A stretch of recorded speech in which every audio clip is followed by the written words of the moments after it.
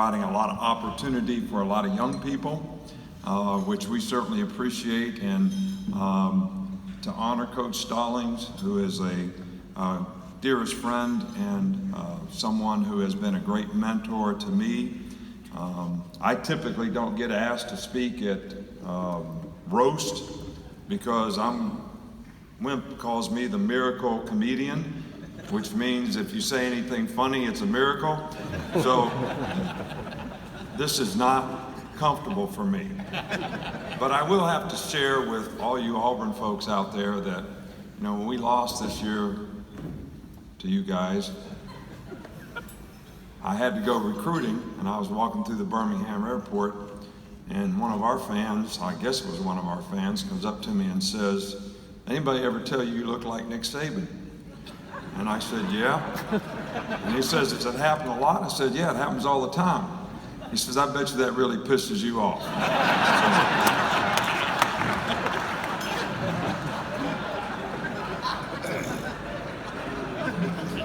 But I have the greatest respect for Coach Stallings because he has been a great mentor to me. In fact, he was probably the biggest influencing factor in me taking the job at the University of Alabama when I was at the Miami Dolphins. And he had a great perspective on it after being a college coach, a professional head coach, a professional assistant coach, and the head coach at the University of Alabama. Gave me great comfort to get insight from him as to what it would be like to be the coach at Alabama. And I probably would have never taken the job if it wasn't for his insight, and I've always appreciated that more than he could ever know. And he's always given me great advice. And some of that great advice came from his experiences with Coach Bryant. He told me when I first took the job, he said, "I'm gonna tell you something, these fans at Alabama are passionate. You gotta make sure you go to work early and you wanna be there before your assistants get there so they know they got to go to work early." He said, "Coach Bryant's car was always there before we got there." And I said, "What time do you guys go to work in the morning?" He said, "We go there at 5:30 in the morning, Coach Bryant's car would be there." He said, "After I left, I found out Coach Bryant had Cedric park his car there the night before to get our ass in there early."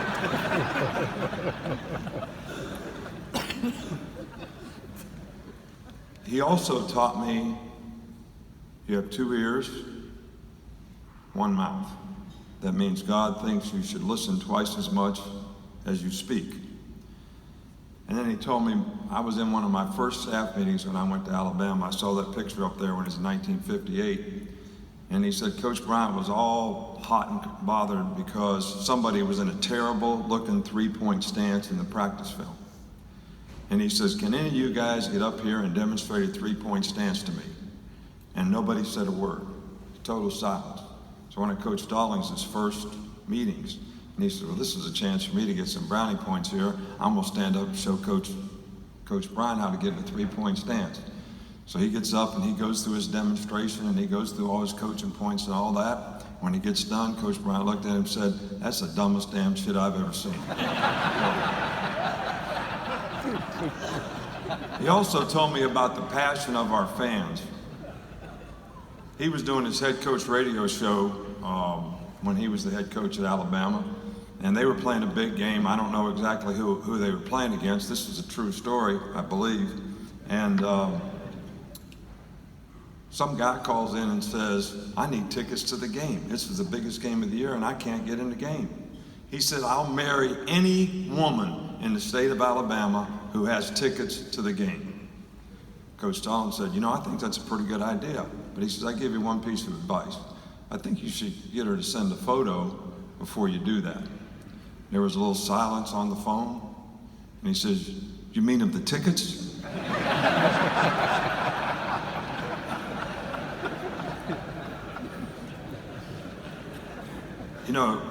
I was looking for it on this video. His first head coaching job at the University of Alabama was as the golf coach. He was the head golf coach. Coach Bryant made him the head golf coach. And the first trip they went on, he treated the golf team like a football team. He thought they're supposed to be in bed at a certain time, they're supposed to eat together, they're supposed to have training meals. Not act up, not have fun, be serious about what they were going to do, all get up at the same time, ride together to the golf course. Well, these guys did none of that, and it drove him absolutely crazy.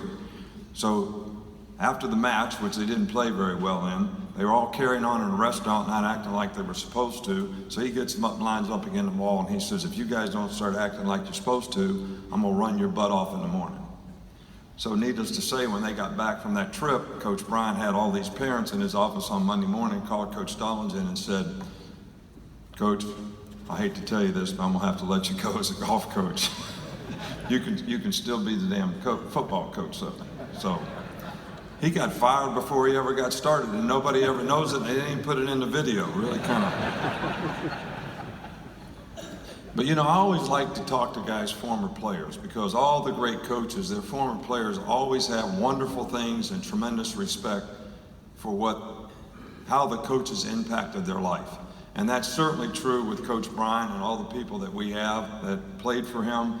But it's really true for Coach Stallings as well, and I think sometimes it goes unrecognized because his players have a tremendous amount of respect for what he taught them and how he helped them develop the characteristics that would help them be more successful in life.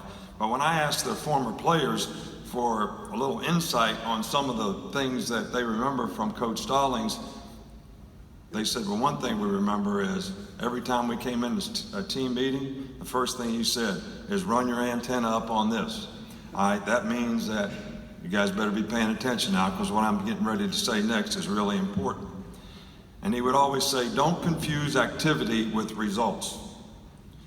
And he said, and we're still trying to figure this out. I've told you a jillion times, we're trying to figure out how much is a jillion. I guess it's somewhere between 1 million and 1 billion, but I don't know that for sure. And you don't have to be a Phi Beta Kappa to take the right steps and block the right guy. But probably the most interesting story was first-year coach. They're going to the Fiesta Bowl, they're playing Louisville, and they got a quarterback or something named Brownie Nagel, who's a pretty good player. But it's in the early 90s, and there was a little bit of social, dissidence about Martin Luther King Day becoming a national holiday, and the players went to Coach Bryant and said, we'd like to do something in honor of Martin Luther King. And he said, I think that'd be a wonderful idea. I'm very supportive of what you guys would like to do. So the players decided they want to wear wristbands with MLK on the wristbands. So they go out and play the game, and they play terrible in the first half, and they're getting wore out. I mean, this guy is killing them. They're way behind in the game. They're playing terrible. Coach Stallings comes in at halftime, and he says, guys, you ought to rethink these wristbands you got on. If Dr. King was here right now, he says, I don't think he wouldn't want to have anything to do with your ass the way you're playing right now.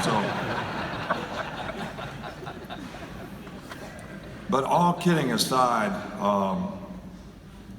Coach Stallings wins a national championship in 1992, and it didn't change him one bit. Didn't change him a bit. He used to stop at the local grocery, even after he won the national championship, and get a bologna and bread and a Country Time lemonade. So he goes in there to get his bologna and bread, and there's a new attendant in there. So he asks the guy, hey, where are you from? The guy says, I'm from Texas. And I tell you, we got two things in Texas. We got good football players and loose women. Coach Stallings looks at him and says, hey man, my wife's from Texas. He said, where'd she play?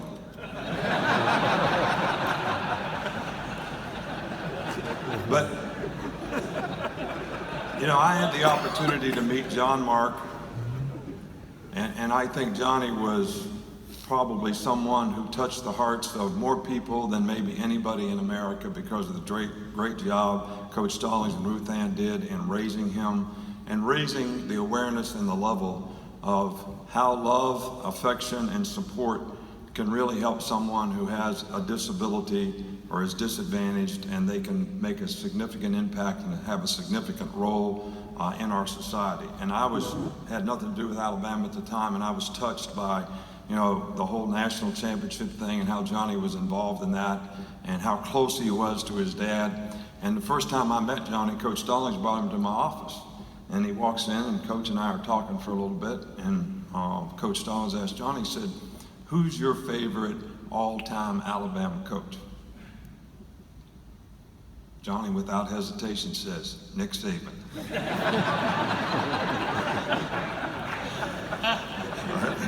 That is very true. But all kidding aside, I really appreciate all that Coach Stallings has done professionally for our game. He was always a great leader. He affected young men, set a great example, was always somebody that we could emulate, always cared enough about other people to do something to help them for their benefit. Had great moral value and integrity in everything that he did, very disciplined in his nature, with a very compassionate heart. And I think if there was any actor out there that could portray Coach Stallings, it would be, John Wayne. He's probably the John Wayne of our profession as a football coach. Always tried to do the right thing, always did things very well, and he did it despite whatever the odds were. But I've been accused of a lot of things. I mean, Dabo's over here talking to me about, I got too many coaches, we got too many interns, we got too many people working in the recruiting office, we got too many people working in the weight room. They're passing new rules all the time because I got too many guys here, too many guys there. But the one thing that I never did, I've never had a raccoon be a part of my staff. And Coach Stallings had a raccoon in the office when he was the head coach, Gerald Jack Coon. And I went out to try to find Gerald Jack Coon. So just because this is the only person that ever had a raccoon for a coach, all right, we got Coach Stallings something here, all right, which is, this is Gerald Jack Coon stuffed.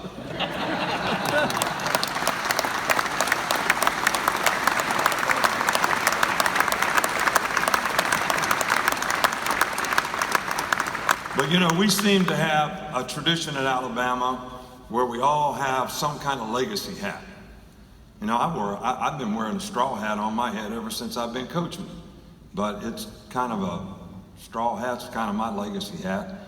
Coach Bryant's got his houndstooth cap. But because Coach Stallings is the John Wayne of college football, we want him to have a legacy hat. That's a Stetson, with the Alabama ring around it. In honor of all that he's done for the University of Alabama. He's been the greatest ambassador I think we could ever have. All that he's done for the community of Tuscaloosa, the RISE program, and all he's done for young children and helping so many young people. The great friend that he's been to me and so many of us in our profession, and the great influence he's had on a lot of us because of the great character and leadership that he's shown for so many years. So with that, Coach, I want you to know we appreciate you more than you know, and God bless you, and here's your John Wayne hat.